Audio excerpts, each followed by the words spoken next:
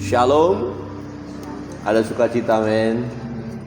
Hari ini kita bersyukur oleh anugerah Tuhan, oleh kasih sayang Tuhan, kita ada sebagaimana adanya saat ini.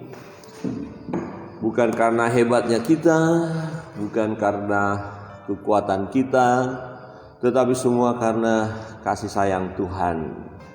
Bapak Ibu Saudara yang terkasih dalam Tuhan, sungguh pun Tuhan mengasihi kita, setia kepada kita. Tidak berarti kita lepas dari pergumulan, dari beban, dari persoalan, dari tantangan-tantangan hidup ini. Ya, kita masih ada di dalam tantangan itu, ada dalam pergumulan itu, ada dalam kesukaran. Dan Sang Pemazmur yang akan kita renungkan kebenaran firman Tuhan menuliskan dalam Mazmur 102 bagaimana dia berseru kepada Tuhan oleh karena pergumulan yang luar biasa. Ya, kalau saya melihat dalam Mazmur 102 kondisi sepertinya sangat-sangat sulit. Ya, coba kita lihat firman Tuhan bagaimana dia berdoa kepada Allah. Di ayat 2 berkata begini, Tuhan, dengarkanlah doaku dan biarlah teriakku minta tolong sampai kepadamu. Jadi jelas dia berdoa. Ini adalah doa, isi doa. Ya, dia beritahukan keadaannya kepada Tuhan. Jadi kita boleh memberitahukan keadaan kita kepada Tuhan karena dia Allah yang menolong kita, yang memperhatikan kita, yang sanggup ya memberi yang terbaik bagi kita. Ya, Sang Pemazmur berdoa, ya. Isinya apa? Yang ayat 3 dikatakan, janganlah sembunyikan wajahmu terhadap aku pada hari aku tersesat. Ya, sendingkanlah telingamu kepadaku pada hari aku berseru, segera menjawab aku. Jadi dalam kesesakan, ada masalah, ada persoalan, dia berkata jangan sembunyikan wajahmu. Kita sudah membahas ini. Ya, jangan palingkan daripada aku, tapi hadapkanlah wajahmu kepadaku. Ingat ya ketika doa berkata ya, Tuhan menghadapkan wajahnya kepadamu. Ya, jadi kalau Tuhan menghadapkan wajahnya kepada kita, artinya dia memberkati kita, dia peduli kepada kita, dia melihat kita, ya, dia memberi yang terbaik bagi kita, dia peduli kepada kita. Jadi Tuhan peduli kepada kita. Nah, Sang Pemazmur berdoa, tolong saya, pedulikan saya, perhatikanlah saya Tuhan, saya keadaan saya tersesat, jawablah segera. Apa masalahnya? Ayat 4, sebab hari-hariku habis seperti asap, tulang-tulangku membara seperti perapian, hatiku terpukul dan layu seperti rumput sehingga aku lupa makan rotiku. Bapak Ibu, kalau sampai lupa makan roti apa maksudnya ya? Lupa makan rotiku, lupa makan. Ini kenapa sampai lupa makan? Bapak Ibu pernah lupa makan? Yang di rumah pernah lupa makan? Ya, lupa makan rotiku. Wah, ini kalau lupa makan bahaya. Akibatnya kan kurus kering. Dan itu pengalamannya, lupa makan atau memang benar gak ingat makan, kemungkinan besar susah makan sudah. Ya, memikirkan persoalan. Jadi kita ketika memikirkan persoalan bisa lupa makan. Artinya gak ada selera makan lagi. Ya, ada orang yang sakit, mulai menderita, dikasih makanan seenak apapun, tidak dimakan. Susah, lupa dia makan. Gimana cara makan enak ini? Ya, tekanan yang luar biasa dalam hidup kita bisa membuat kita lupa makan. Nah, bukan gak ada makanan, tapi rasa makan gimana? Tidak ada lagi rasa makan. Ya, rasanya enaknya gimana gak tahu. Bapak Ibu Saudara yang terkasih dalam Tuhan, Sang Pemazmur sampai lupa makan rotinya. Ya, ayat 6 dikatakan apa? Sama-sama kita baca ayat 6. 1, 2, 3. Oleh sebab keluhanku yang nyaring, aku tinggal tulang belulang. Artinya apa Bapak Ibu? Keadaannya tulang belulang itu apa? Kurus. Ya, kurus seperti Evangelis Erwin Sialagan, kurus, lupa makan dia. Apa pikirannya ini? Kalau ibu pendeta gemuk, ya, kebanyakan makan, karena kalau tidak makan gemetar. Ya, Pak Fabris sama Pak Pendeta ini ya perutnya yang besar. Kenapa bisa besar, Pak?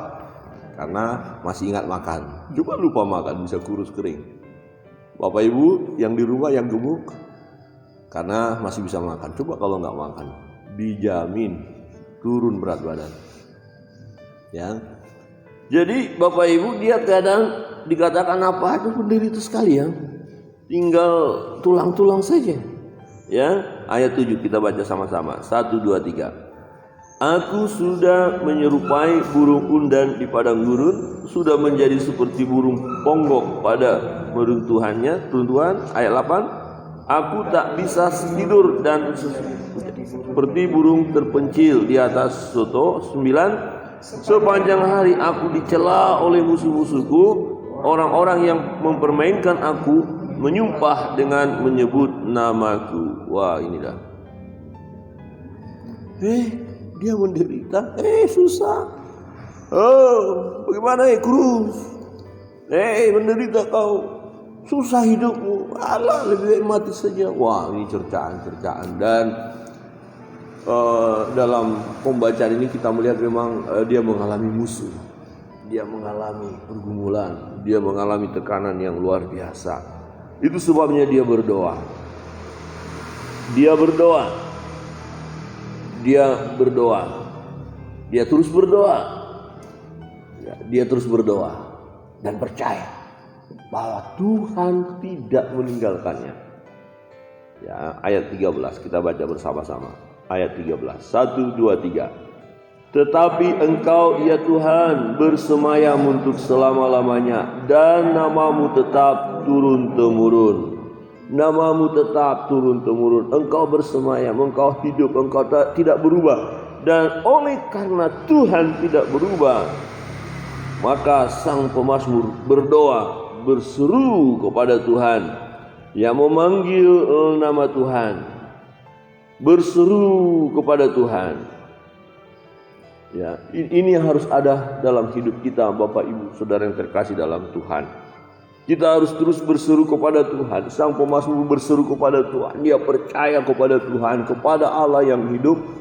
Ya, dia tahu apa yang akan terjadi kepada orang-orang yang mencela dia, menghina dia, yang mengintimidasi dirinya, yang menyesahkan dirinya. Dia tahu bahwa akan ada pembelaan dari Tuhan, sebab Tuhan tidak berubah. Dia tahu bahwa Tuhan akan bertindak tepat pada waktunya. Tuhan akan menolong, sebab Tuhan tidak berubah. Jikalau Tuhan berubah, ya layaklah kita juga berubah. Tapi karena Tuhan tak berubah, janganlah kita berubah kepada Tuhan. Tetap percaya kepadanya, jangan andalkan yang lain. Seringkali yang terjadi ketika situasi sulit kita alami, ada tekanan yang luar biasa, penderitaan seperti sang pemazmur ini, ya ada kemungkinan meninggalkan Tuhan. Tetapi sang pemazmur tidak meninggalkan Tuhan. Dia melihat ya pribadi Tuhan yang tak berubah, ya, dan dia berseru kepada Tuhan supaya dalam usianya ya sang pemazmur jangan lekas-lekas diambil Tuhan, karena dia masih punya gairah hidup ya untuk menikmati anugerah Tuhan. Dalam masa kesesakan, pergumulan, bisa gairah hidup kita hilang, dan ini bahaya. Ya, Bapak Ibu Saudara masih bergairah hidup ini? Coba yang di rumah masih bergairah hidup ini? Coba lihat kiri kanan dan katakan bergairah. Bergairah, jangan ngoyo. Halo, semangat. Walaupun tiba-tiba kok langsung lesu ya. Faktor U. Ya, coba kita lihat. Ya, ayat 25. Ya. Ayat 25. 1 2 3. Aku berkata, ya Allahku, janganlah mengambil aku pada pertengahan umurku. Tahun-tahunmu tetap turun-temurun. Ini berarti belum terlalu tua dia. Ya, mungkin seusia saya atau Pak Fabris. Jadi pertengahan umur. Kalau umur manusia berapa ya? 80 lah ya. Kalau kuat. Nah, kalau biasa 70, tapi 80 kita ambil pertengahan usia 40 ya, seperti Pak Pendeta 40. Ya, Pak Pablis 40 juga ya. Haleluya. Ya. Ada orang berkata usia-usia ini sayang sekali kalau langsung tiada. Ya, jadi berdoa, ya Tuhan, ya Allahku, janganlah mengambil aku pada pertengahan umurku, tahun-tahunmu tetap turun-temurun. Jangan selesai dulu Tuhan. Kenapa? Karena dia masih punya gairah hidup.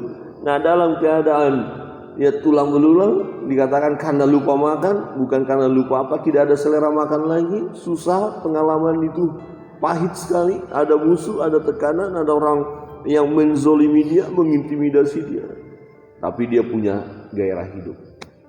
Bapak Ibu yang di rumah, jangan pernah kita kehilangan gairah hidup. Ya, kalau kita sudah sempat kehilangan gairah hidup, ya sangat mengerikan, nggak ada lagi kekuatan. Sebenarnya gairah hidup inilah yang membuat kita ya bangkit. Ketika ada gairah hidup, kita bisa menghadapi tantangan pergumulan yang ada. Ini sungguh Bapak Ibu. Ya, kalau kita sudah nggak punya gairah, udah loyo, semakin loyo dan akhirnya lenyap. Maka kita perlu berdoa, Tuhan, jangan mengambil aku pada pertengahan umurku. Di ayat 26 berkata, dahulu sudah kau letakkan dasar bumi dan langit adalah buatan tanganmu. Dia melihat kedahsyatan Allah. Ketika kita mulai mengalami kesesakan itu, persoalan pergumulan yang dahsyat itu, pandanglah Allah yang dahsyat.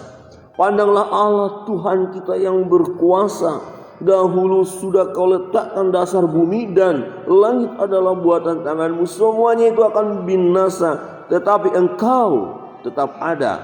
Dan semuanya itu akan menjadi usang seperti pakaian, seperti jubah. Engkau akan mengubah mereka dan mereka berubah. Yaitu orang-orang musuh-musuh tadi, orang-orang fasik tadi kalau kita melihat pembacaan dari atas. Jadi orang-orang yang menghina dia, menganiaya dia, memusuhi dia itu akan lenyap. Tetapi engkau tetap sama dan tahun-tahunmu tidak berkesudahan. Anak hamba-hambamu akan diam dengan tentram dan anak cucu mereka akan tetap ada di hadapanmu. Wow. Jadi pandangannya jauh sekali ya. Bukan hanya dirinya, tapi anak-anakku, cucu-cucuku akan tetap ada dalam hadirat Allah. Akan mengalami damai sejahtera Tuhan, akan menikmati berkat-berkat Tuhan. Amin.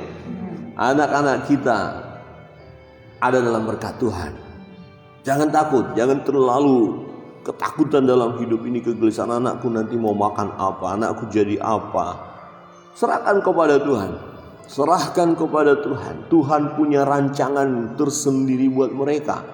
Tuhan punya rancangan khusus kepada mereka dan kita percaya bahwa rancangan Tuhan bagi anak cucu kita adalah tetap rancangan damai sejahtera itu, bukan rancangan kecelakaan. Ya, bukan rancangan kecelakaan. Ya, kita akan melihat anak-anak kita berhasil. Sejauh kita terus membawa mereka dalam hadirat Tuhan, menyerahkan mereka kepada Tuhan, membimbing mereka di hadapan Allah, memperkenalkan Allah kepada mereka, dan mereka pun tetap berseru kepada Tuhan. Maka Tuhan yang akan menyertai mereka, melindungi mereka, memberi yang terbaik bagi mereka. Bahkan cucu, wah luar biasa. Cucu-cucu, jadi generasi demi generasi orang-orang yang percaya kepada Allah. Ya, Allah berkenan kepadanya, Allah memelihara mereka, menjaga mereka. Allah tidak pernah berubah. Amin. Allah tidak pernah berubah. Jadi jangan karena persoalan pergumulan yang berat ini, jangan karena kesesakan ini, ya jangan sampai karena beban-beban yang besar yang luar biasa ini kita tidak mampu melihat kedahsyatan Allah, kita tidak mampu melihat perbuatan Allah yang luar biasa, kita tidak mampu melihat kasih setia Tuhan. Jangan. Tetapi justru sebaliknya, dalam kondisi ketakberdayaan kita, kondisi situasi yang sangat sulit ini, disitulah kita harus memandang kepada Allah, bahwa Allah jauh lebih besar daripada pergumulan kita. Allah jauh lebih besar daripada persoalan kita. Allah jauh lebih besar daripada kesesakan kita. Dan ketika kita berseru kepadanya, Dia menjawab kita. Amin.